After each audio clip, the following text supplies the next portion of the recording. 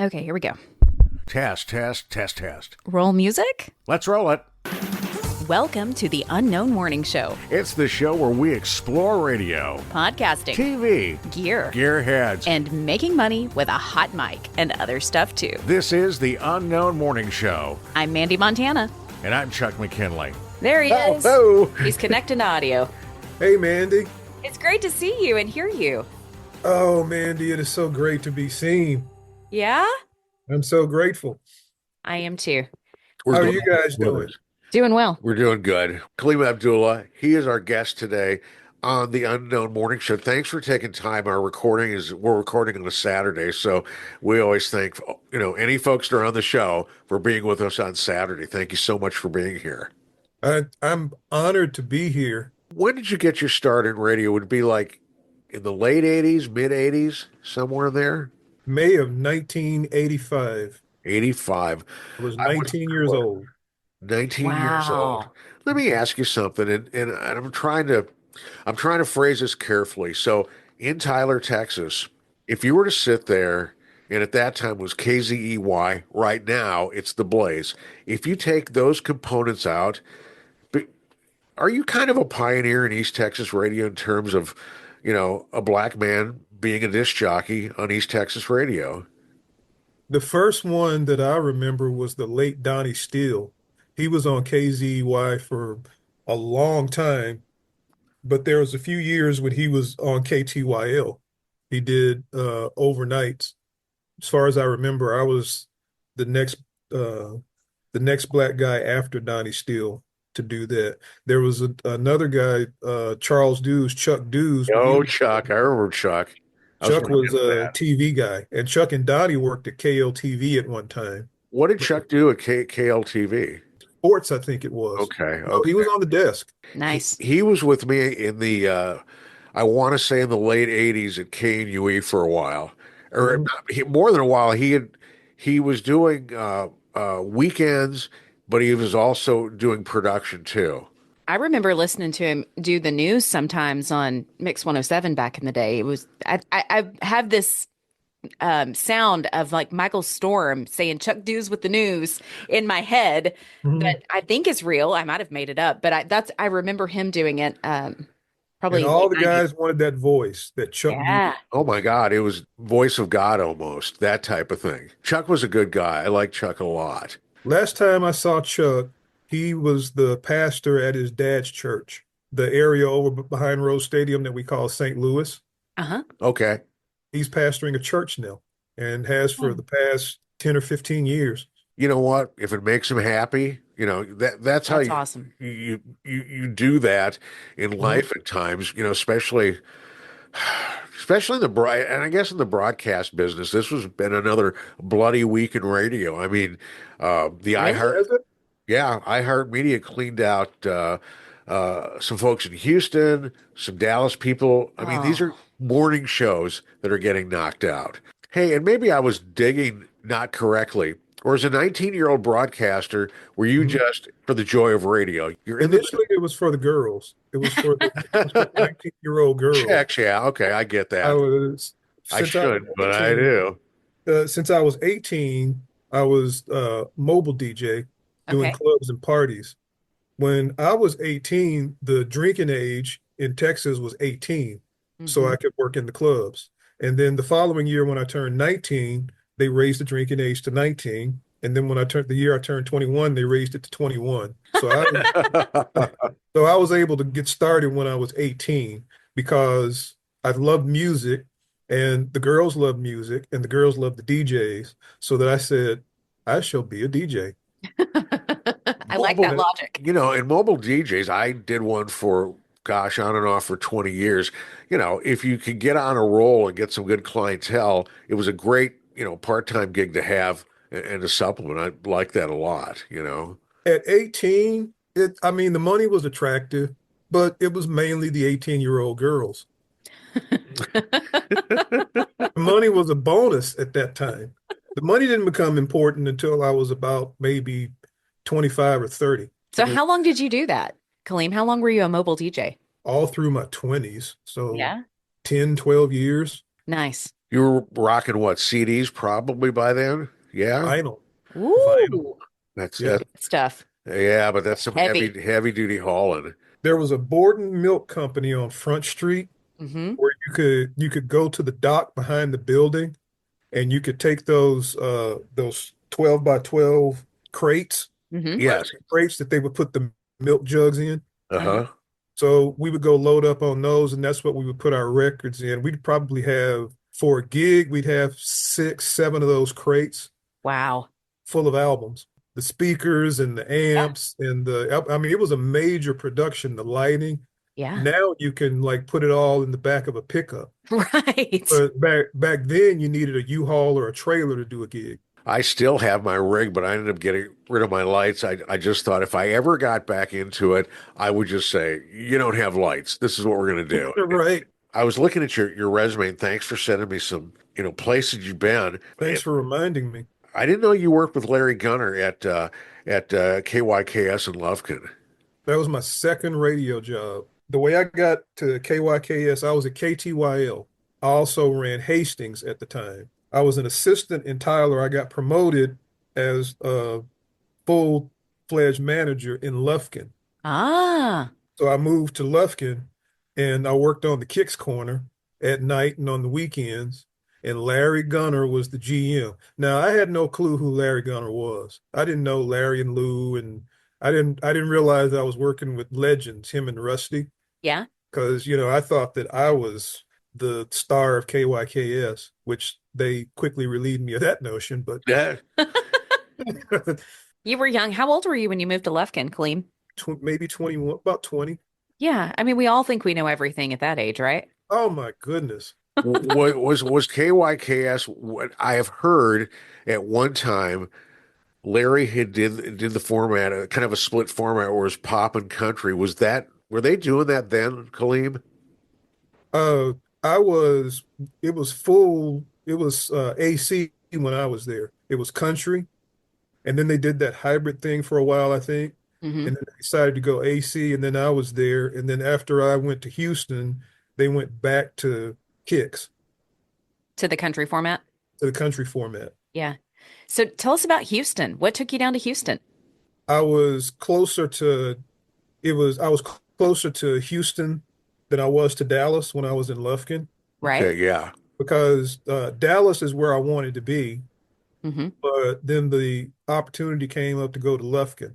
So since that was closer to Houston, I said, I shall go to Houston. I was using Houston as a bridge. Yeah. I was using Lufkin as a bridge to Houston.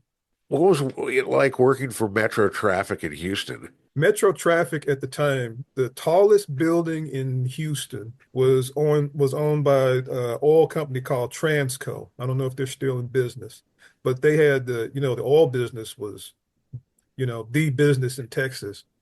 And this is mid to late 80s. They had the tallest building in Houston over behind the Galleria on Alabama or Westheimer or one of those major streets in Houston. It was like 104 stories or Wow. 114, something, whatever it was. Metro Traffic was on the top floor. Okay. So as you went up and down the elevator, especially if it was like on a weekend and there was nothing to stop it from the ground floor to the 114th, your Yeah. ears would pop. Oh, I bet. So Whoa. going up and down every time you went up and down the elevator. And when you were in the studio, it was so high that you'd be sitting there and the building would kind of rock a little bit Ooh. Oh with my gosh. I'd be the puking. wind. Yeah.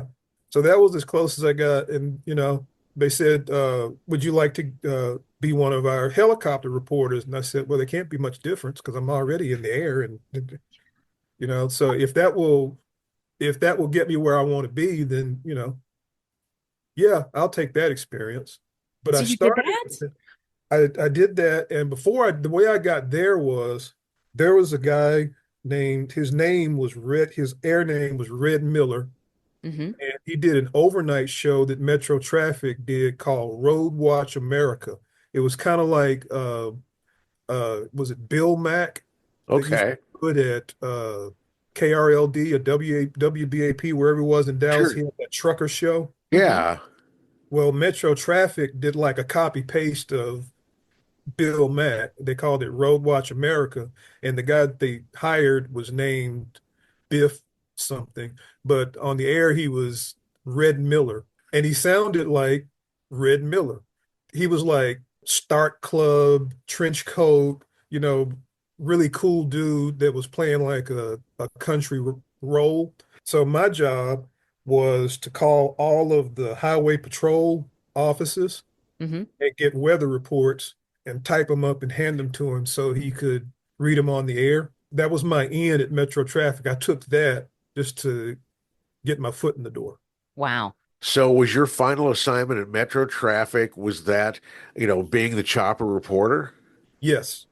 And as quiet as it's kept, I don't know if anybody knew this. Not everybody was in the chopper all the time. A lot of the time, maybe half the time, you'd be in the studio, Oh, okay. Ah.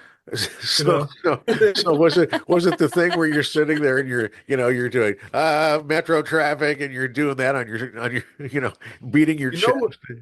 you know what amazed me, Chuck? Nobody ever noticed and nobody ever asked. Really? It's the power Yeah. of radio, though. Yeah, nobody ever asked. So the only way that somebody like me would get to go in the chopper, somebody's on vacation, somebody didn't show up that day because they're sick, whatever, and you get drafted. Hmm. But most of Oh, us were in the studio most of the time. if the studios in the building swayed, Mhm. my gosh, if you had like really bad storms, did you guys bug out to an alternative location? After you do it for about 3 weeks, you don't notice it anymore. Still, I'm getting sick thinking about this. Oh, that was so much fun. For fun, I used to they had floor to ceiling windows. Yeah. Mm. And Oh, you're on the hundred and something if you look floor. straight down. I would stand with my toes and my nose against the glass Uh, and like imagine I was, flying or parachuting or something like that.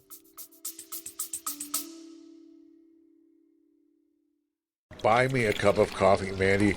Yeah. I've seen that on other podcasts. That's literally, Yeah, it's like a virtual tip jar. It's really that simple. So you go to the show notes, click Buy Me a Coffee, and then you have an opportunity to support the show in any way you like. Imagine yourself going to coffee with Chuck and myself and saying, "Hey, I like what you do on the show. I'm going to buy you a cup of coffee." Only all you have to do is click a link. It's that simple. You are a braver man than I. That is Oh, not, I'd be staying 6 inches from that glass at all times. and the glass moved too, Mandy. Woo! No, no, no, no. oh, If stop. if you were really quiet and you were Uh-huh. the only one in the studio, you could hear that glass when the wind would blow. Boom, boom, Uh-huh. boom, boom. Oh, no, no, no, thank you. No, thank you. That's cool. I think it's a really cool assignment, though. Hey, how It long were was. you in Metro Traffic, Kaleem? Couldn't have been more than 6 months. So, did you sit there and you do your stint in Metro Traffic? Did you look at everything? Did you just say, "Well, I'm going to stay in Houston and do Houston radio," or did you decide to go to Dallas off of this? Houston radio was the goal because I was in Houston. Hmm. And I knew where every radio station was in Houston, their physical address. And so I would basically go door to door with my tape and resume Yeah. until they told me that, thank you, but you really don't need to come back anymore. I started out like with the top stations in Houston Yeah. Yeah. Yeah. and the Magic 102s and the Hmm. Power 104s and that kind of stuff. And by the time I was done, you guys, I was like out in Conroe and Terrell and try to get something, anything. Uh-huh. Suburban radio. Yeah, that was a super competitive market. Hmm. And people that did it at the time made what we would look at now as ridiculous amounts of money. Yeah. Well, and the advertising dollars, there were only a couple of places they could go. It was like, radio, TV, newspaper, right? It's so different now. There's so many opportunities with, the internet. This was prior to that, right? Are you talking like mid 90s at this point? This was late Early. 80s. This Oh, is late 80s. the 80s where like a top five station in Dallas or Houston, Hmm. a drive time spot might be in the four-figure range, like $1,000 to $1,500 for 30 seconds. And as a jock, the formula used used to be, and I think this ended about 1995 or six. Thank you, Lowry Mays. Is that Yeah, yeah. your salary represented maybe somewhere between 10 and 15% of whatever the revenue was Wow. that your time slot produced. Well, that makes sense. If you were bottom of the totem pole, it might be closer to 10. If you were John Lander in Houston or Kid Craddock in Dallas, it might be 15 or more. Well, I missed all of that. Showing up, showing up I in enjoyed it 2001. very briefly. Well, good. I'm glad you were able to enjoy that. That's awesome. Some really impressive call letters listed in Dallas. When did you make your transition to Dallas radio, Kaleem? September 21st, 1991. I saw Cliff. Is that like was Cliff was were they news or were they top 40 radio at the time? It was a talk station. It had been a talk station for only a few years at that time, Okay. but it Okay. was like number 13, 14 in the market overall, 12 plus. What were you doing? I was kind of like what I did with Roger Produce, yeah. at uh at 99.3, that Talk I yeah. was more of a didn't really have a position. It was kind of like, hey dude, you're a co-host, you're a producer, you answer the phone, you run the board, you Hold the joint together. yeah, make appearances, just, man, I'm glad to be here, whatever you need me to do. Yeah. Well, when I got there, I was doing I got hired because it wasn't even the initial thing wasn't even hiring. It was Dave Moreland had some problems on 99.3 on the weekends where he'd have Mhm. the blue screen of death go up on programs. And he asked me, because I'd been released from, they were downsizing at KKUS, so I lost the programming gig. And Dave said, Mhm. look, I've got some of these problems. Hey, come on in, make 20 bucks here and there. And if you Mhm. would, when the blue screen of death comes up, make some notes for me and I'll send them to, Murray and the engineering guys and we'll see if we can figure it out. And I said, well, sure, cool, hang at a radio station, anything to do that. And so eventually Dave said to me, you want to produce a sports talk show? And I said, what do you do? And he said, I don't Right. know. Because that was Dave's first Right. news thing too. And the only thing I ever go on is, well, I'm a music director by heart, and they need music, so I started putting that together.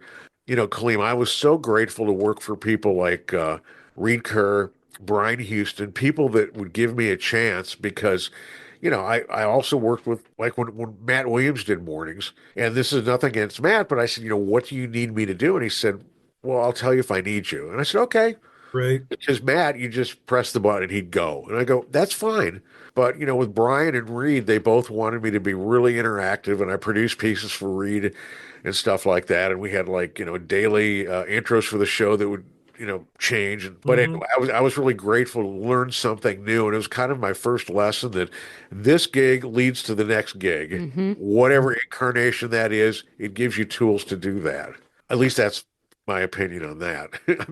I still get to do it. I'm still grateful to be able to do it. If you take a snapshot of that building at that time between those two stations, the Blaze and 99.3 Talk FM, Oh yeah, that's one of the best rosters I have ever worked with. Just the talent in that building at that time was like top 10 level talent. it was a fun place to work. I always tell people that it was the funnest place I've ever had to, funnest gigs ever, period. Mhm. But what frustrated me is 99.3 had about what a two share. Hmm. I would sit with Dave and I go, why are we getting beat by Camu and Mineola? What the hell's going on here? Right. The sales weren't happening at all. Well, there was just a lack of marketing support, which the lack of marketing support prevents people from discovering the station that don't, that aren't aware of it. And then that it hurts the sales team too, Sure. because then there's no brand awareness. If they walk in and present they're like, I've never heard of this before. Why would I put money into it? Well, and Right. the Right. brand is not specific. I mean, hey, because didn't Roger do the car show? Roger Gray did the car show like on Fridays. Wasn't that He was that he would replay. He did a segment once a week on KETK Okay. TV, okay? and he would make the an audio copy of that, and we would either run that or if he didn't have that, he would do it live, the same vehicle that he reviewed for Yeah. KETK, he would review it for because there was a place in Dallas. Remember, they would bring him a car every week. Hmm. I've heard that. So Gosh. every week I would, get to go around the block in a Corvette or a Viper or Oh, wow. whatever his or a brand new pickup, whatever the car of the week was. I was like, would you mind? And he would always toss me the keys. Cool. Roger's BB right now. He's a I, KTBB. I do know that. You should come up someday and just say hi. He'd love to see you. Because every once in a while it'll creep into the conversation about, hey, did you see the list that Kaleem posted? And the list is the morning buffer music from the old Mhm. show. Because I'll look at it and go, oh, that is really some tasty stuff there. Or then I'll go, wow, that's a leap. But but that's cool. We That had a theme most mornings. yes. I don't know about the list. Tell me more about the list. The bumper music. The Okay. bumper music in and out of the commercial breaks. Hmm. If we were talking about Herman Cain and how he got caught cheating on his wife while he was running for president, Cheating songs. then it would be cheating songs. Or, if it was raining that morning, the songs would be about rain. Or Nice. like whatever the topic was, you could like accent it musically. And you kept an archive of the lists that you did every morning? I would post them on Facebook Oh, as okay. I Okay. as I Yeah. played Awesome. them because Yeah. people would call in because I was co-host, but I also answered the phone. Okay. And people would, man, I love that song. What an appropriate, I almost crashed into a tree when you played. That was funnier than the show. Yeah. Or like we had a couple of callers that were just they Crazy? had yeah, but they had strong Southern roots. Okay. Okay. So certain callers might get like the Beverly Hillbillies theme or the banjos Oh, from Deliverance or something like that. oh, Green Oh, Acres, Green Acres for Green sure. Acres, yeah. yeah. Oh, Let's that's funny, pull out your Kaleem. The greatest Dukes of hits from your Hazzard, inbred cousins. yeah. The Dukes of Hazzard, Waylon, yeah. Funny. Yeah, you need to come up and see Roger. We'll get you the cheap cup of coffee and, sit down for a second. Upon reflection, it's like, oh, well, I get it. They want to keep dominating, except by 1995, that wasn't the rule anymore, Kaleem, because it wasn't if you had the 20 share, it's if two stations had tens. Mm-hmm. Yes. And they lied to us, you guys. They told us that if we would get behind that deregulation plan, that radio would be so much more diverse. You'd have formats on the air that that you would normally never have a chance to hear, which was true. But what they didn't tell us was that the same people that were running the country station would also be on the rock station and on the urban station and on the whatever else it Sure. was. That if you remember back when we had DJs on the air in the building around the clock, 24/7, 365. I That's do. been That a long five on time. five. And they cut that in half. And then after about 10 years, they cut it in half again. So I think at one time in my heyday, there were 40,000 of us working across the country. And now I don't think it's 10,000. Couldn't be. I Wow. believe that easily. I would even think maybe lower. This year it seems like it's been really a bloody year for Alpha? it's Alpha. Yeah, Alpha went across, especially the Midwest about Mm-hmm. 5 months ago and just cleaned house. Yeah. And, places where I worked at as a kid broadcaster where ops guys like in Austin, Minnesota would post a message and say, well, there's six of us between Austin. They had a sister station in Albert Lee, kind of a Tyler Longview thing. Mhm. And he said, there's six of us that are now without work. And that's just really sad because, you have these people that have families to feed. Where do you go? I was reading this morning, oh gosh, where was it? They're a national firm that does party supplies and stuff. Like Party City or something like that. I saw that this Yes. morning. That was sad. Cut them They, off. No severance, no warning, maybe no did you insurance. post the article? You I posted the article. I You did. did. Yes. I Wow. did. That was and yesterday or day before yesterday was Big Lots, which What? which is not going to happen as quickly, but they're closing the remaining of the remainder of the Big Lot stores. Yeah. They're shutting all those down. Wow. Wow. Well, I mean, Yeah. Amazon, what are you going to do? But Hmm. yeah, oh yeah, yeah, yeah, yeah. Everything you buy at Party City, you can get on Amazon. That's Look, true. my standard thing, I'll say to Rosanna, look, I need this. I priced it as this. Go to Amazon and get it for me. Exactly.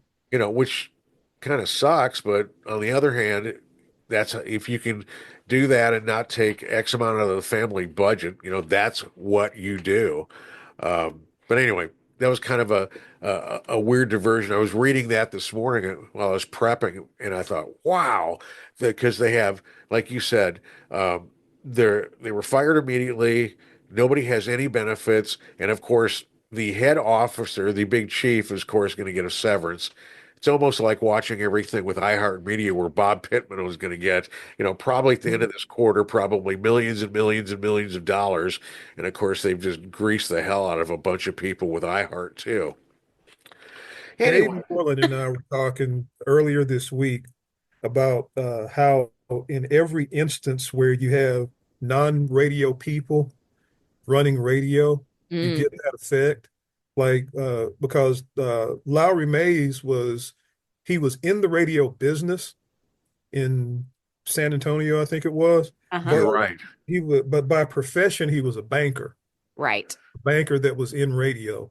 So Hmm. he didn't approach it like a radio guy with a passion for radio. He was a bean counter. And then Hmm. the more I thought about it, the more I realized that it's always been that way. I just wasn't focused on it. There've always been people in radio that have no business in radio. You Right. know, you know what I mean? Oh, And 100% agree. every time that happens, they they ruined it for the rest of us because we didn't have the if we could have somehow if we could have gotten that business savvy to where we as radio people could have run the business side, Hmm. we probably never would have let the clear channels of the world happen in the first place. Because I mean, we wouldn't have sold it to them. But if you owned in 1995, if you owned the ranch and it was worth $400,000 Hmm. and you're barely making a profit, and then 24 hours after deregulation, somebody comes along with a check for $2 million. Dollars. Sure. Oh, they As were, much as you yeah, love radio, you're like, yeah. "Well, let's go buy another station somewhere else. We just Yeah. made a lifetime worth of profit in 24 hours." Yeah, Yep. yeah. People were getting overpaid, and then of course the people that were overpaying quickly will probably not quickly discover they're probably going into it saying, "Well, we can't have full radio staffs anymore." In Right. 1997, when I was over at KNUE, and I remember this, they had the early version of Clear Channel. They had a meeting for all program Was directors it Gulf Star? with Gulfstar. Thank you. You're welcome. And Amy Austin, my boss, went to Dallas and she came back and she just told us, leveled with us. And it was nights, weekends, overnight talent gone. All music went to a central music director, Hmm. and so the only good thing they did at that time is they had it to set up where all talent was given a 90-day notice and you would get X amount of dollars, like 30% of your yearly if you stayed. If not, it would be like, I don't know, 5 or 10%, something like that. So, and it was a kind of this, for me, it was an education because I had been working, you know, in Tyler Radio. Our main competitor was Kicks in Longview, right? Yeah. Right. So, I thought, well, they won't want to talk to me. But I sent a tape and resume to Ken Curtis, and next thing you know, the phone rings, meet us for lunch. They wanted to hire me then. And I said, well, I'd kind of like to go for this cash. And they Hmm. were kind of poo-pooing. I said, look, they need 2 weeks. Ken didn't even want that. But the consultant sitting there said, okay, here's the deal. If this guy's going to give these people 2 weeks, Yes. how's he going to treat you? Keep that in mind. Yep. So, Hmm. and that's how I got over there, and it was totally, totally different culture, atmosphere. I was used to working in a really strict environment with Don Chaney's group, right? Hmm. And over there with Ed Curley, it was just relaxed and loose to where you kind of went, well, wait a minute. is somebody going to jump out and say, sorry, we're not so loose. But on Fridays, man, Ed Curley, the GM during a summertime, he'd be in flip-flops and short and a t-shirt, 5 o'clock, somebody'd break out a beer. And Hmm. it was just really relaxed. And they're good people. I can probably tell you in all of my radio travels, there's like maybe 5 people that'd go, oh no, you stay away. Right. Because, all of us as radio operators, right, Mandy? I Mm, mean, we all kind of have the same feeling. We all want to just do good work. We yeah, want our stations to do well, you I know. think so. At least that's how I looked at it. Um, how long were you in, Want to have fun. hey, how long were Yeah. you in Dallas radio, Kaleem? The first time from 91 through 93, and then I went back 2000 to 2002. Nice. Well, I saw KRNB. Was that 104? That was 105.7. Okay, now it rings a bell. Big Now time. that this the same guy that owned K104. Okay, well, the reason why it When rings a bell. deregulation happened, he ended up with another Okay. another station. The 105 1, it was 105.1, is that it, right? 105 point say the it's the same frequency as Kicks in Longview Yeah. because 105.7. because I used to I used Oh, to I okay. used to dream that if you could somehow, if you look at the signal strength of Kicks in Longview and KRMB in Dallas, that if you took both of them and put the same thing on both signals, you'd have a station that reached from Dallas to Shreveport. You'd have a big Wow. Yeah, monster. you Yeah. would. My brain kind of took a break. I was thinking about when Jason Hightower owned KYYK in Palestine, and it was 50,000 watts. And I forget which Dallas people came out and gave him $1 million if he would go down to like, I think it was 10,000 watts. And, Mhm. he did that, but Sure. The sad thing Hmm. about deregulation is all of that went away. Hmm. It's like you were talking about with Gulfstar in the centralized music list. yeah. I mean, that's what we have now everywhere. Whether it's iHeartMedia, formerly Clear Channel, or Town Square Media, or Alpha Media, they've got like 5 people in the whole company that do the music for the 4 or 5 formats that they have, and it's the same songs, Hmm. almost oftentimes the same presenters across Hmm. the country. And the sad thing is, Kaleem, they're not making anywhere near the cash that you described earlier. Like they're probably making, if I had to guess, I would say comparable money to an educator in that area, a teacher. My rate was, and not just my rate, it was part-timers in general Yeah. in in Dallas at the time.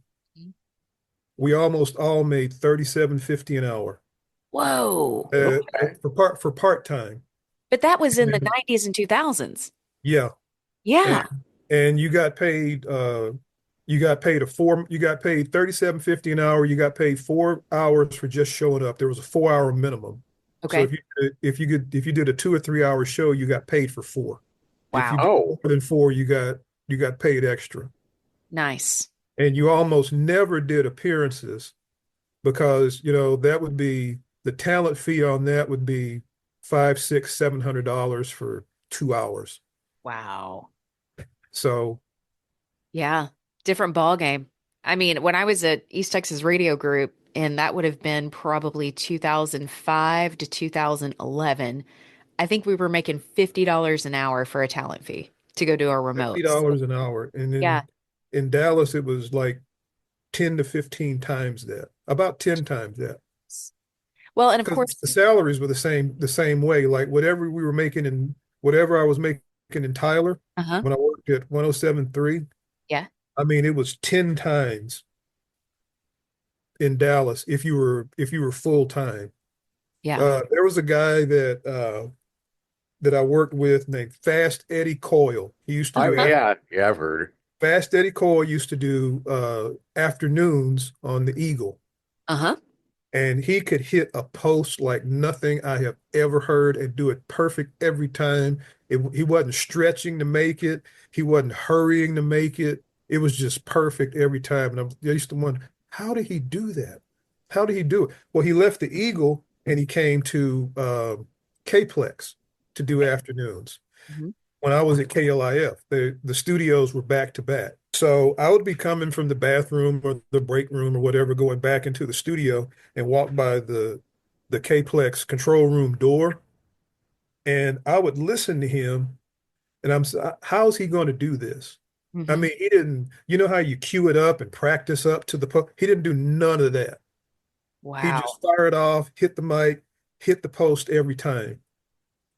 And I don't know how he did that. And we were having a conversation one day, and I ended up saying, "Yeah, but you're doing afternoons. Uh, you're making a lot of money." He said, "How much is a lot of money?" I said, 70, 80,000. He laughed at me. He laughed at me because it was so low. Woo! He's Wow. like, he's like $70,000 for drive time. Are you serious? Wow. So I was too embarrassed I wanted to know so badly, but I was too embarrassed. How much do you make? Right. Right. Jeez. But now, right now, I bet you if you're just a regular drive time person in Dallas, I bet you it's 50 grand. It's, Yes. you think? Yes. Sure. You don't think cost of living's high enough that it's closer to 65 or 70 And in No. Dallas? I'm not talking about here. and you'd be grateful just to be there. And Uh, that's why it's so low. Everybody that's working in Dallas now, they're doing something else. well, they have to. Like radio's their side hustle. It's so sad that it's turned into that. You And know, you sound like Skip Murphy in Dallas. You guys know who Skip Murphy is? Was I he don't. 104? Yeah, Skip Murphy, he came to Mornings? K104 after Tom Joyner. Okay. Okay, okay. And he had the number one show in Dallas, Skip Murphy and Company. Okay. So I was at KRMB. He was on K104. I did nights and overnights. I was like the weekend swing guy. Okay. Hmm. I was that guy. I had a regular shift, but if somebody went on vacation or didn't show up, I'd actually get on in the daytime.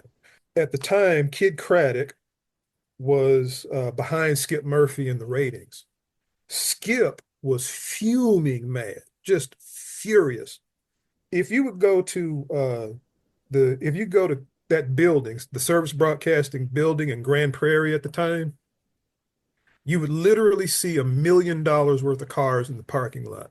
Corvettes, Mercedes, just I mean, just what I don't even know what that is. That so Skip Murphy had a Mercedes. The only reason I knew it was a Mercedes is because it had the Mercedes emblem on it.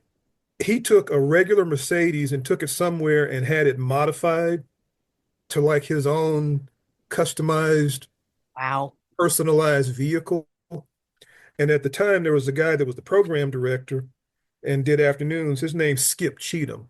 Skip Cheatham drove a Bentley. Jeez. Okay. Wow.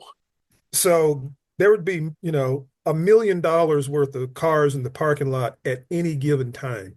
That's insane. And this is 2000, 2001. And the ratings came out because Skip would beat Kid Craddock consistently, decidedly, every single book. And at the time, Skip, I hope he doesn't mind me putting his business out like this. It was a long time ago. He got paid $600,000 a year. Whoa. That was his salary. This is 2001, 2002. Kid Craddock at the time made 1.8 million. Jeez. Whoa. And Skip was just, you had to scrape him off the ceiling with a spatula. He was so mad. That Kid Craddock, I'm beating him. He makes 3 times more money. And I didn't say Wow. this because I respect him so much, but you know what I was thinking, right? I was like, Yeah. Skip, shut up. Yeah. Are you kidding me? Yeah. His check was $25,000 every 2 weeks. Gee. Gee whiz, man. And I would have felt, I might have felt the same way a little bit, but I mean, Yeah. I'd have been insulted, but I would have been happy to cry into my Also, bag of money.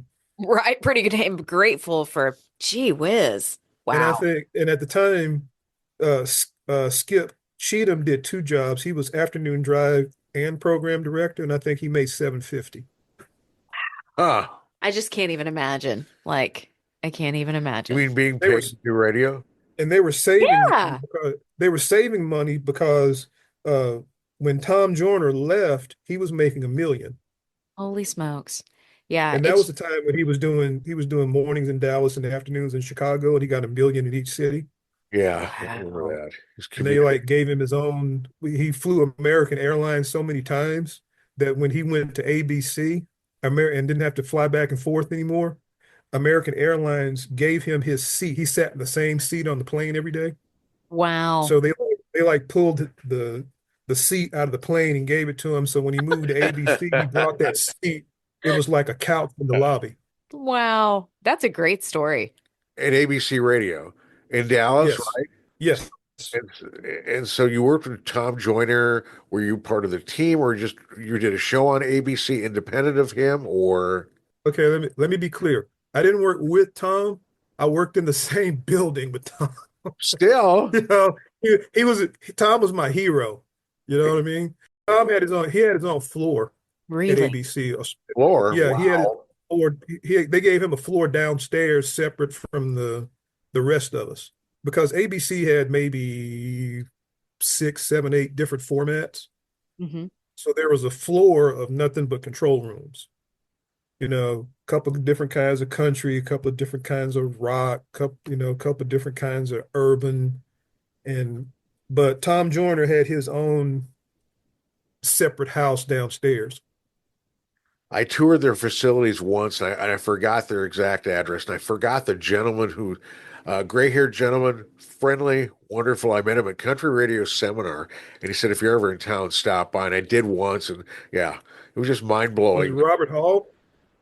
I think so. I believe so. And it was Tall guy, gray hair, but a brown mustache. yes, Hmm. yes, Bob Hall, Robert yeah. Hall.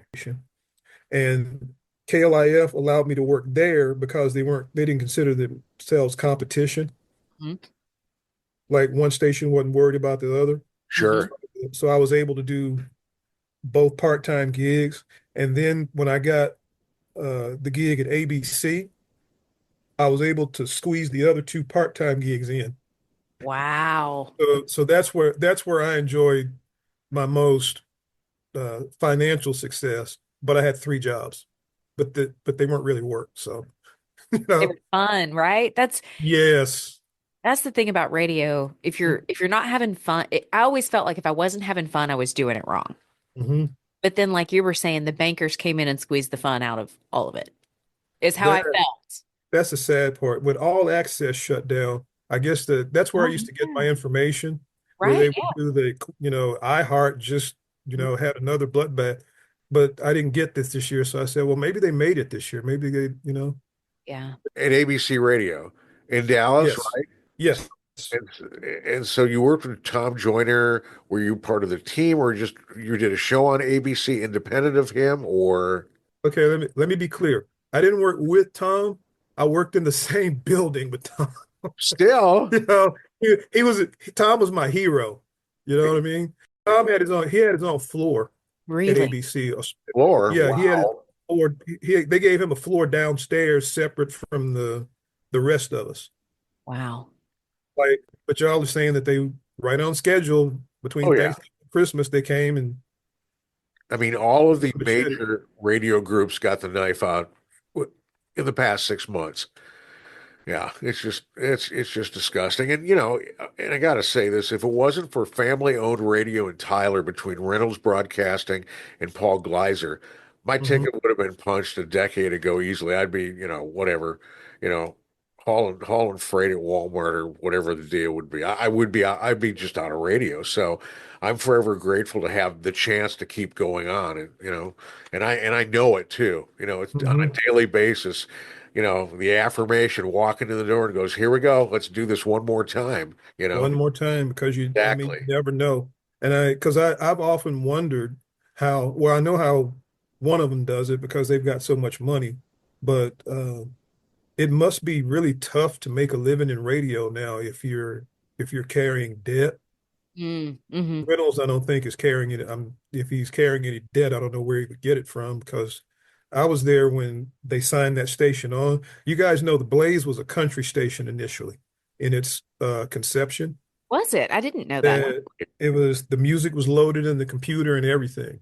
Really? So the plan was to have, the simulcast like they do 1027 and 1069, but it was going to be another country station.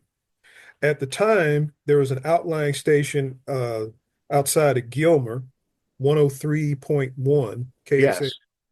Okay. A guy came up from Shreveport, a salesman from Clear Channel, a six-figure salesman from Clear Channel, and he bought or tried to buy that station, KXAL. So, and he put it on as an urban. It was like a 25 kilowatt. So the signal was kind of spotty, Hmm. but we were doing that hip hop and R&B format on that signal, and Hmm. it showed up in the market as like a three and a half share, Wow. With a okay, spotty little signal? with the spotty little signal. Hey, Kaleem, was this the one where what they did initially was put on like an hour loop of rap and R&B? All there was IDs. Was that the thing at that That time?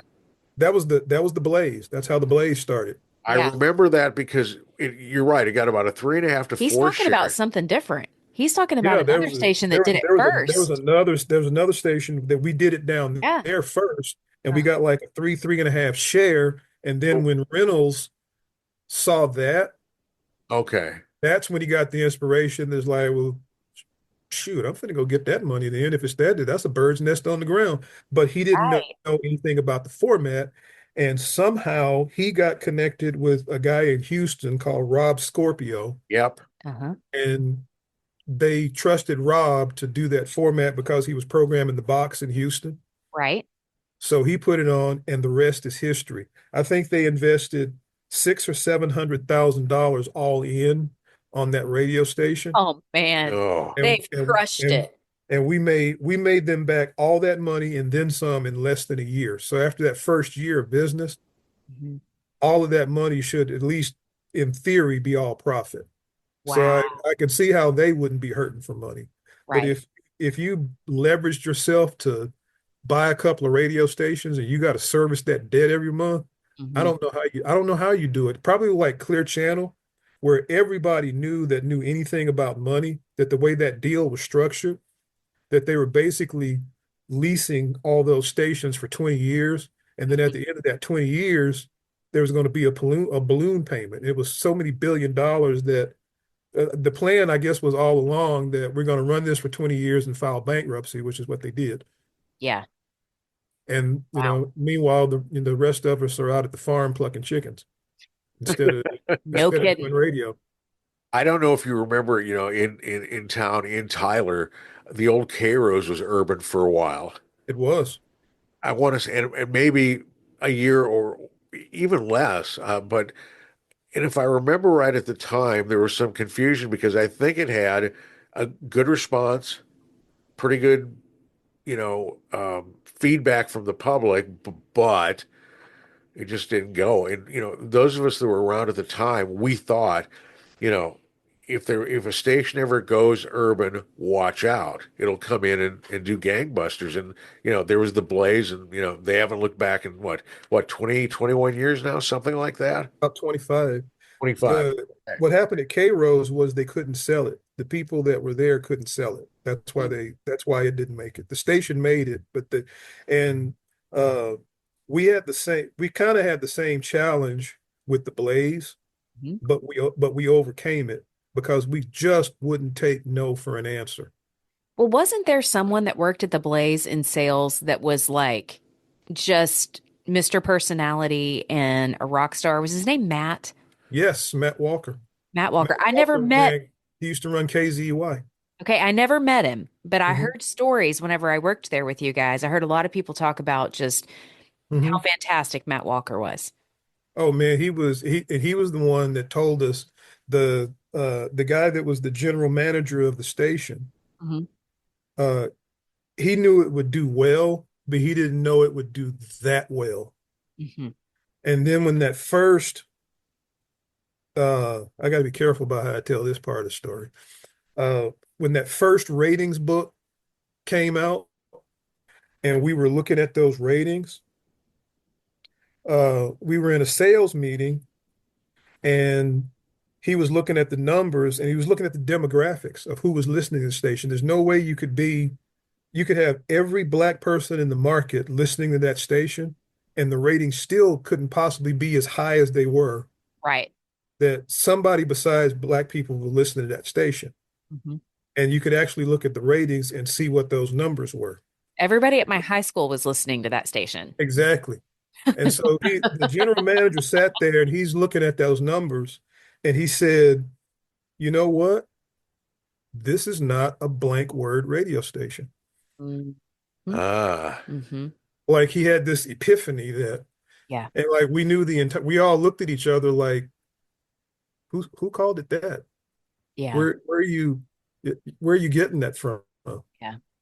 Because he had told us that when he first started, that he said, don't go out and sell it like that. Hmm. That, don't, make it more mainstream. Don't stoop to that level is what he was saying. Yeah. And that just gave me a lump in the middle of but I was in sales and the money was good because he said, don't sell it as an urban radio station. And then what when do he left the room, Matt Walker huddled us together and he said, that's exactly what we're going to do is sell. yeah, That, Because that's what it is. yes. yeah. Yeah. And that's how we did it. And Mm. his philosophy was we would go in there and say, open your cash register and pull the black dollars out. And they would go, what do you mean? That money's not black, money is green. And we'd say, exactly, Hmm. Hmm. exactly. But understand that we represent a significant enough amount of that total that if you forget everybody else, if you just go on the air with us and either invite us to come and spend our money here or thank us for doing so, then you protect the difference between profit and loss in your business. That everybody else, if you look at the population, everybody else covers your overhead. We provide the profit. You're welcome. That'll be $1,000 a month is all it's going to run you to, uh, before your competitor does. Well, Kaleem, besides selling, did you jock for the Blaze too? Not initially. I wanted to, but he was so money hungry that he was like, put on that skirt, get out there on that street, and get me my money.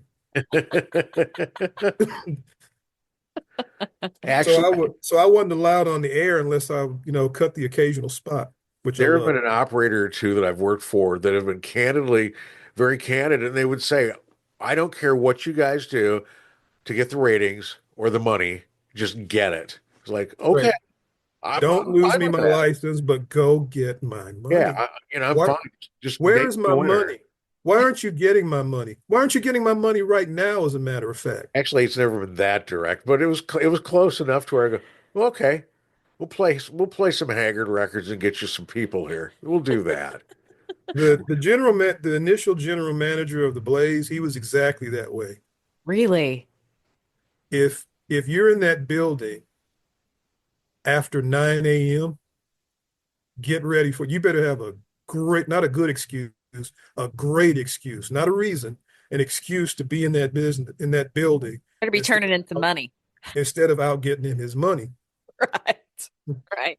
Writing an order or handing over cash to the business manager, doing something, and then headed back out to go get more, huh?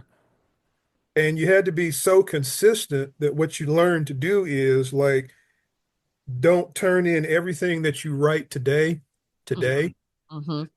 hold some back so that you can do, if you didn't turn in something every day or at least every other day, I mean, he would just do the James Brown show and review.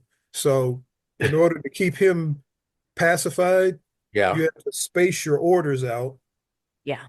throughout the week. I've heard it called sandbagging. Oh yeah, that's generally not allowed and Right. definitely not encouraged. Right. But I mean, I don't know how they do it now. I don't listen to terrestrial radio anymore. The last time I listened, the only local business I heard was a few car dealers.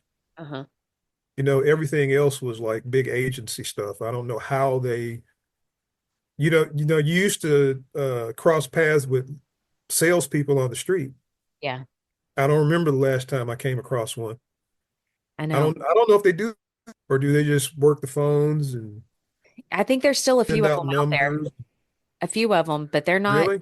Yeah, I mean, whenever the last time I was at Town Square, I had gone over there to help with the Children's Miracle Network Radiothon back in August, Right. and I think for the four stations that are in that building, I think there were maybe four salespeople total in the Maybe building. they handle that centrally somewhere as well.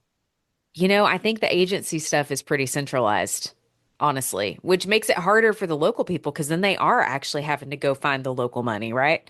I don't know. I haven't, it's been a long time since I've had a conversation with a sales manager over there to give you like specifics, but it's pretty lean these days. Well, I do. there was a time, I guess probably around 95, 97, when LMAs were kind Mm. of new where, and I forgot the exact mathematics, but it's kind of like, and I remember it was with KNUE and the old Mix 107. And if KNUE had like, if I believe if the two signals had a 25 share, it was a good thing. But Hmm. if KNUE had like over a 20 share, 22, 23, the mathematics would not work to where they could make 107.3 work in their LMA. I'm forgetting the exact thing, but we ended up getting like a 23 share and it kind of blew their plans. I've never, 23 share. Yeah. That Yeah. but 23. there was one time, and I'll never forget this. This was back when it was the first time that 107.3, when they were Kiss 107, Storm was PD, Yeah. and they were number one, their first number Hmm. one book. Mm-hmm. And the sales manager was running down the hall saying, Kiss is number one, Kiss is number one. I thought my good pal, my boss, Amy Austin, was going to get her ugly stick and go to work on the sales manager. She went nuts.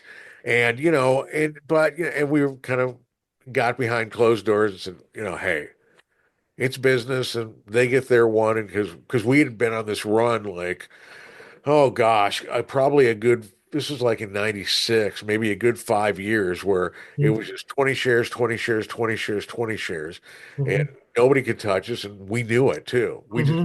We weren't arrogant about it. It was like, I would listen to the station. I would just go listen to it and go, you know, you know, power song, liner, live jock, a rotation, and you could just hear things click, click, click, click, click, and go, that's awesome. So One of the things that I always loved about the ranch when you programmed it, yeah, and I've only seen this personally in two or three radio stations that were programmed so well that the music sounded like the imaging sounded like the jocks. There wasn't a commercial on the air that didn't belong in the format. Like everything about the station was ranchy. You know what I mean?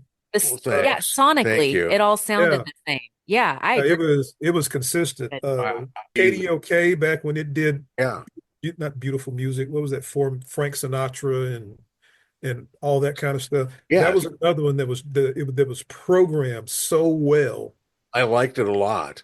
that it was just and one of the stations that I worked at in Dallas when it was soft AC mhm.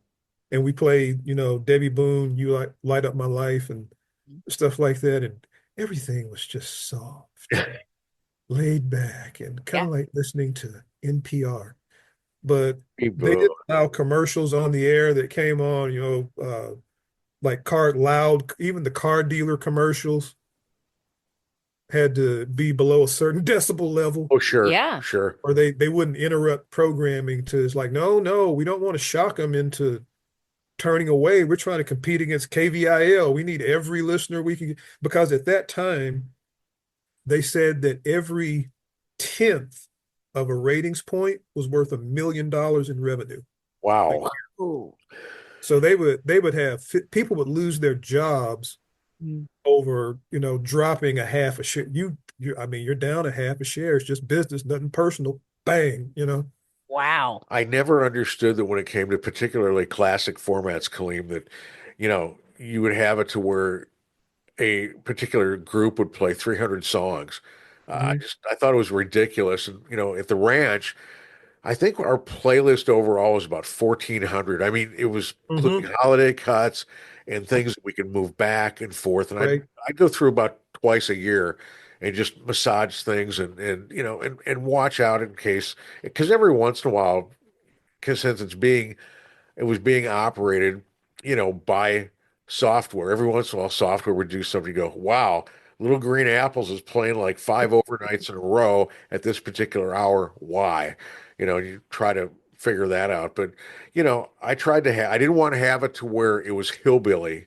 I wanted Hmm. it to where its main goal was to get the most butts in the seats all the Hmm. time.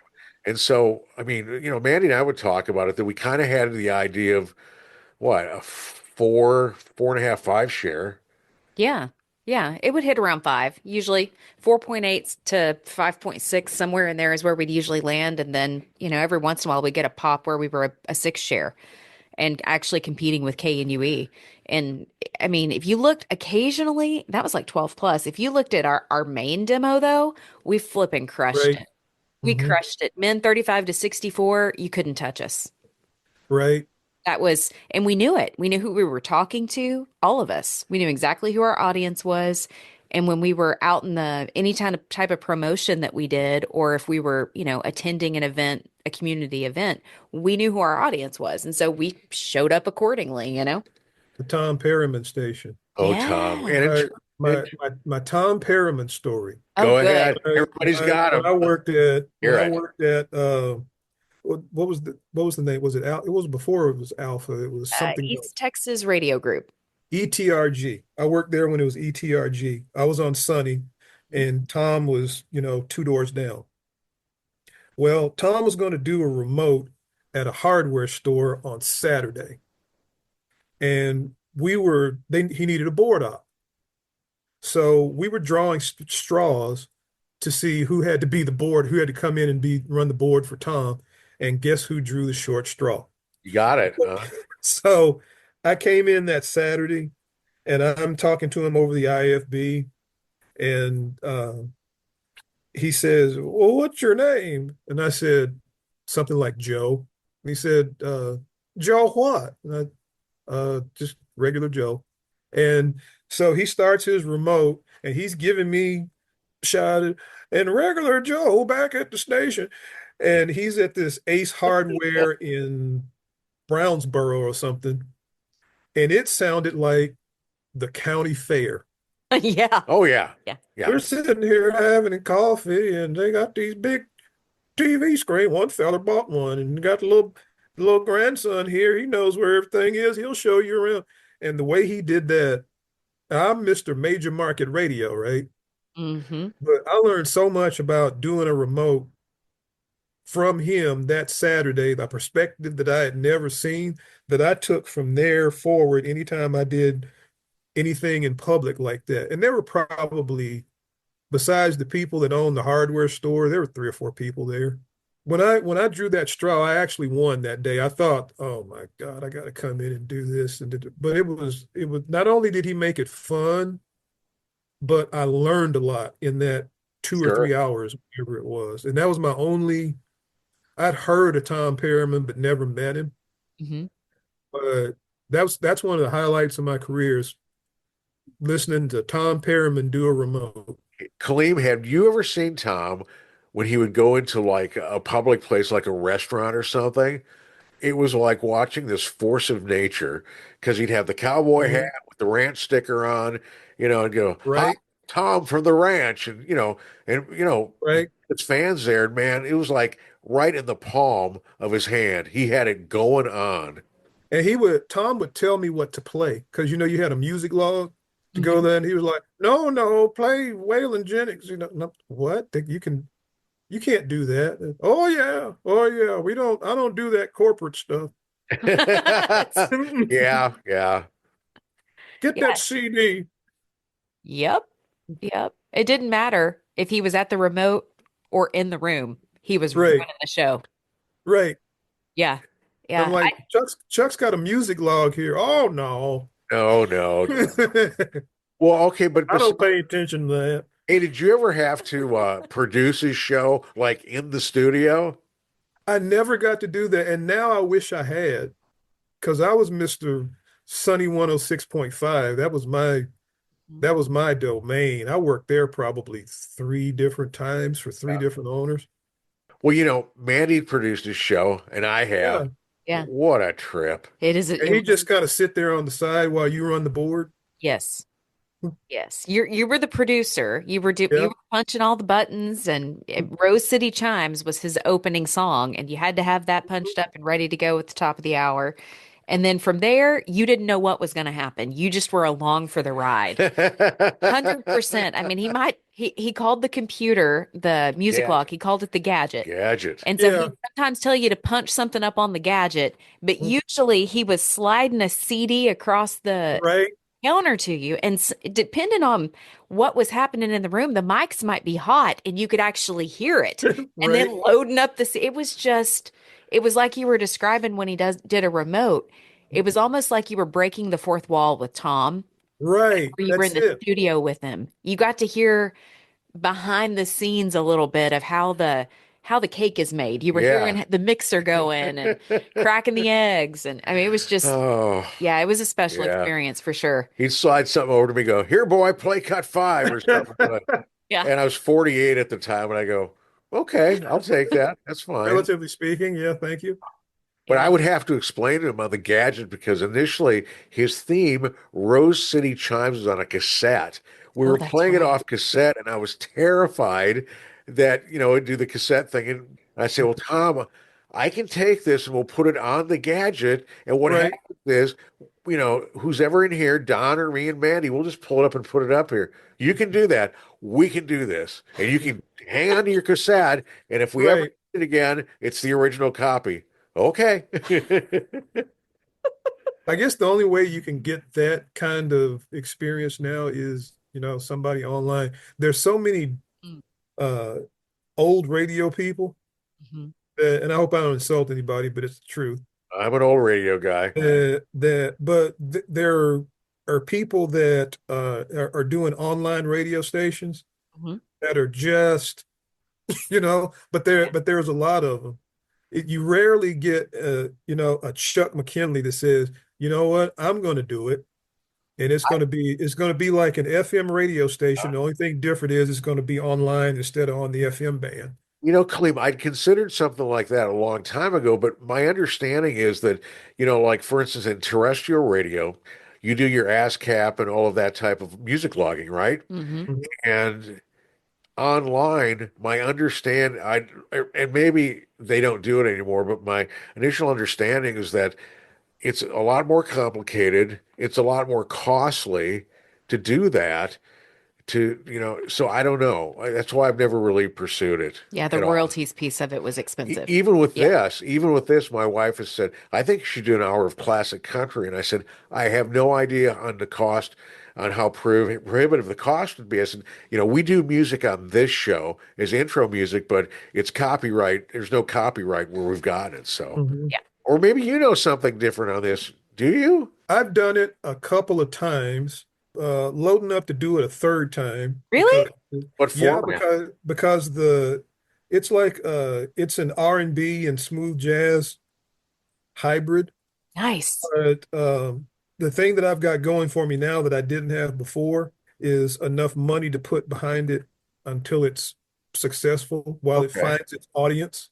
Hmm. And what most of us do is we just kind of bootstrap it and take it as far as and it doesn't ever get as big as we see it in our head, and we get to a point where we can't do it anymore.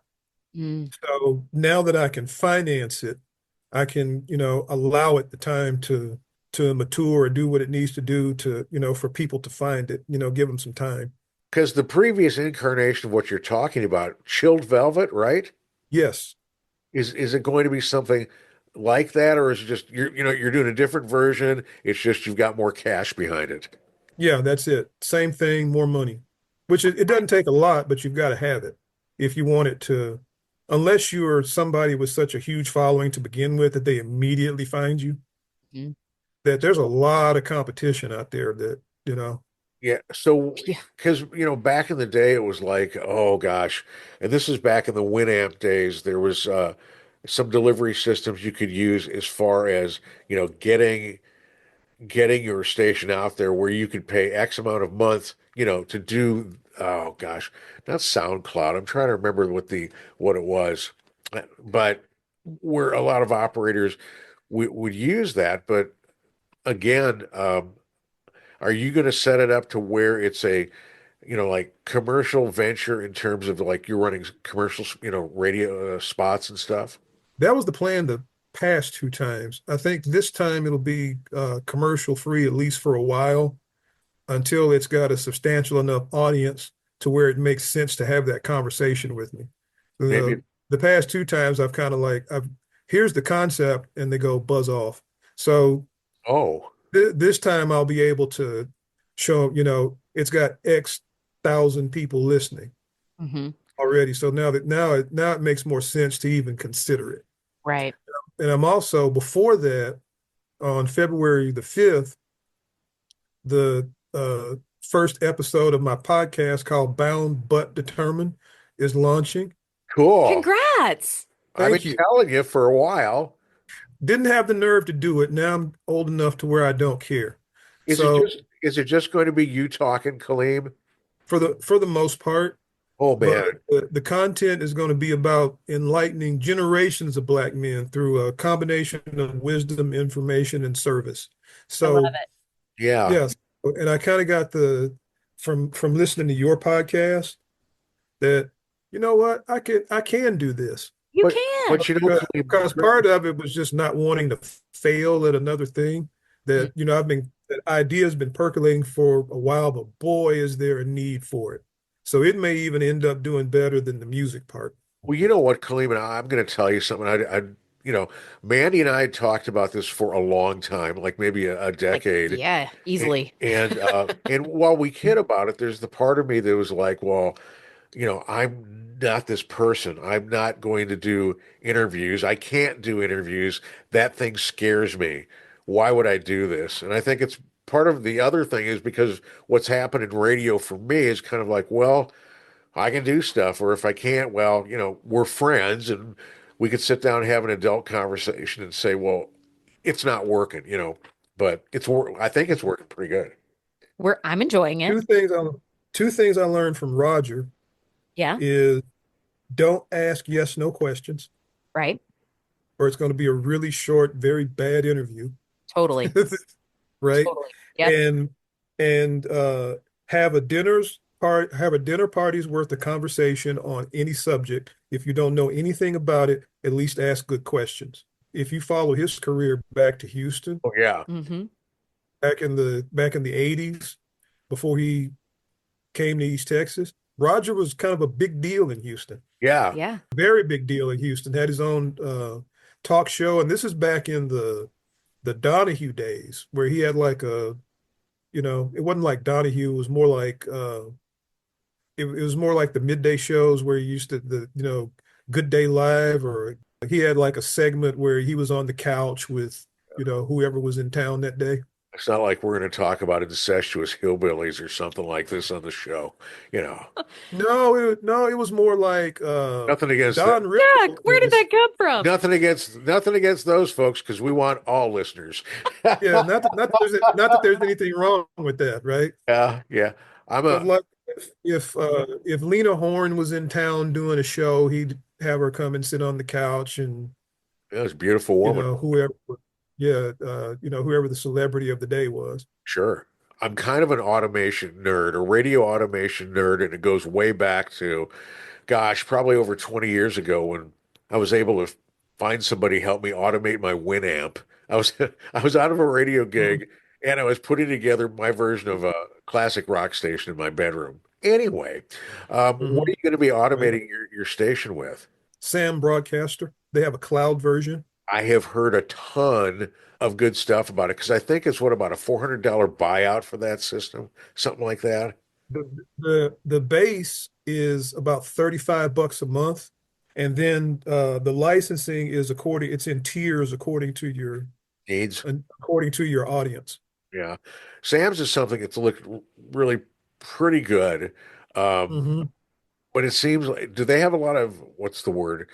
There's a lot of customization you can do with that, I think, right? There is, and I've tried several different platforms, and I like that one the best because you can make it sound more like an FM radio station easier as far as put mix in your voice tracks over Sure. music and stuff like that. It's not just file after file after file. And I suspect probably you had remote capabilities like, let's say the station makes it big and you're in Aruba and you want a voice track, you can do that from there, right? You can do it. Yeah, you can do it from wherever you are. Cool. You can do live or live assist, or you can just let it roll, do voice tracking. Wow. Very cool. Wow. So what's the start date? Where do you have any working date for the new version of Chilled Velvet? I did, but Bound but Determined is kind of taking on its own direction. So indication is do this first, because that's especially lately, the past couple of years, that's a conversation we need to have because Yeah. we in trouble. We in Uh, big trouble. when is Bound and Determined going to drop? February 5th. February 5th. And Please. then about 30 minute to 1 hour episode drops every Wednesday. Oh, And Love good. it. I've got a year's worth of subjects that I can work from, but if something else pops up in the meantime, kind of like show prep. Yep. I still have Yeah. your notes from 1991, Chuck. Yeah? Yeah, where you were it was like general programming stuff, Yes. how to Right. sound good on the air. I've kept that the entire time.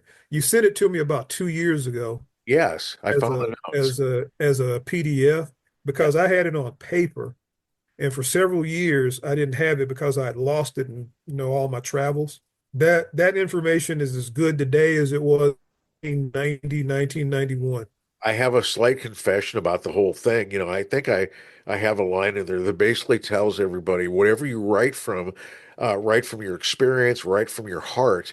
And it's because Mhm. I'm not what I would call a proper English person, meaning I wouldn't know a verb if it bit me on the ass, but I always feel that relate to your audience and relate to them on your terms and in their terms and find some sort of common ground in the middle. It's like you were talking about, KKUS and the ranch. It was, like Tom Perriman and I would have a conversation on music, and I would say, well, Tom, because Tom and I had a difference of opinion, meaning he liked 60s and 70s and 50s. And I said, I get that.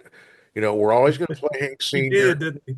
Oh, boy. Well, and I sort of wanted to temper this down and make sure that, two guys were in the corner not slugging it out. But I would always say, but we want to make sure that your show is as special as possible. And in order to do this, we have to play newer stuff with Don, me, Mandee, and everybody else on the other 24 Mhm. hours, and also at the same time expand the music format or the formatics to make sure that we get, the 18 to 34-year-olds that they, like Mandy said, about every third book, we'd get a hot book of about a six share. And man, it would be ribs and Mhm. beer time for a while. It worked great. So, Kaleem, is there anything we haven't touched on? Am I missing anything on your career? Did I mention? No, I think I got everything. I've had such But a I'm sorry, armor. there's one. There's one I want to ask you about Okay. specifically. A good friend of ours used to run a station. Sans Hawkins had the Yes. 1060 frequency, and you Yes. programmed it, right? I did. I programmed it to a whopping point 0.5 share. Woo. Okay, now Yeah, it it showed up in the ratings and everything. wasn't it CNN? It was a CNN station, right? CNN headline news. So is that just It what was was the programmed? audio. It was the audio feed of CNN headline news. How did that work for commercial placement and stuff? How did that work? We took a break when they took a break, and we covered those time slots. Did you have to have board ops in the building, right? I guess is that No, how did, Is it tones? no, Network tones? it was it networked? How did he get that? Sands is an engineer, Uh-huh. so he hooked that up and it was automated and it worked to where Oh, we could cover those commercial breaks because we knew how long they were. That instead of playing the TV commercials, we would cover those breaks with either local content or local commercials, which weren't very many, but he made it work. did you do any on-air stuff? Oh yeah. Oh yeah. I was You like had like a regular show? no, it was the audio feed from CNN headline news. That's it, but that was a total thing. Okay. That was pretty much the total radio station. And in those commercial breaks, I would record local content, local headlines, local news. Uh, Okay. you know, if in the odd event that we had a commercial, I would put that in there. But the challenge that station had was the signal. If you're going to have a Tyler Longview station, you got to cover Tyler because that's going to be, Yeah. the top, the biggest. That's going to be the Dallas of your Dallas Fort Worth. So the signal didn't any station that I ever worked at that didn't cover the Tyler part of the metro. No matter how good the station was, it just doesn't do well. You got to have Tyler. Yeah. Luckily, I've got something now Mm. that people will pay me for, What are you doing? which is mostly running my mouth, selling insurance. Okay. Nice. Yeah, that makes sense. Yeah. Yeah, so, but I mean, if it weren't for that, before that, I was building air conditioners and literally plucking chickens. My last job was working at the chicken place, the processing plant out in uh, Big Sandy or Winona or Okay. Anderson? out that way. Yeah, worst job I have ever had in my life. Oh, In my life. I mean, you can't imagine. But the insurance thing kind of gives me an outlet that, you get to talk to people. a lot of people need help with that, as we've seen in the past 2 weeks. Oh yeah. Yes. It's just, I've been doing it for 4 years and I've been saying it the whole time. Now the rest of the country seems to be catching up. A lot of people knew about it, but it wasn't publicized. Now it's becoming more and more obvious. There's a problem in the healthcare industry. There really Oh. is. Yeah. Yeah. So a lot of Significant. people need help. A lot of people need help with that. So I get to use my voice that way. And I'm very grateful for that. And it's opening the door for me to do what I really want to do, Hmm. which is, more what I did for 30, 35 years.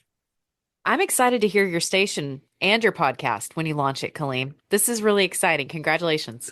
Thank you. The podcast, especially, is really near and dear to my heart because I think there there's a need. There are millions of me out there from three different generations, all walks of life, that, I'm going to give that a voice if they'll listen.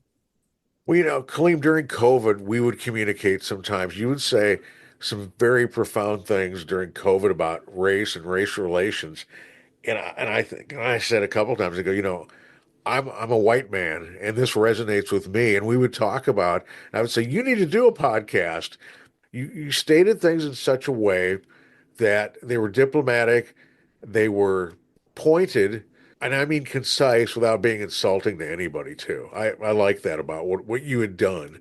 There's something about authenticity where you can be your real self. The risk is when you put yourself out there like that, it's a take it or leave it situation. Yeah. And 9 times out of 10, people are going to leave it. But the way it is, you can do so much with that 10% that you don't have to worry about the 90. I'm more of I'm targeting the 10%, and they're the ones that are giving me the thumbs up and saying, like you said, the quiet part out loud. But you have to be in a situation to do that where you don't have anything to lose Hmm. because it's controversial enough to where you're pretty much unemployable if you put yourself out there with that identity. Nobody really wants to deal with you, oh, troublemaker. But if you're independent enough, and the rather than being on the air as a personality, which is an actor more or less, there's something about being able to go on and be you for better or worse Yep. that people that the group of people that's for you, they will embrace you enough to where you don't care about anybody else. If Yep. that makes sense. It makes complete sense. I'm excited that you're going to do it. I think this is perfect for Thank you. Thank you for taking time with us. Thank you, Chuck. Man, that was so much fun. That's a highlight of the weekend. But for sure, when you get things set up for the podcast, share it out so we can listen. Good luck on that. And you definitely let us know, remind us February 5th, okay? Thank you, guys. Thank you so much. Weekend. Hey, man, You too, Kaleem. you have a great one. Thanks, Kaleem. Bye. This has been another episode of The Unknown Morning Show. I'm Mandee Montana. And I'm Chuck McKinley. This is our show to explore radio, Podcasting. gear, And the gearheads that use the gear. and making money with a hot mic. And other stuff in between. We'd love for you to follow us on social media as well. Follow us on Facebook at The Unknown Morning Show and Instagram at The Unknown Morning Show. See us on YouTube at The Unknown Morning Show. Thank you for listening to The Unknown Morning Show. I'm Mandee Montana. I'm Chuck McKinley. And remember, be kind and rewind.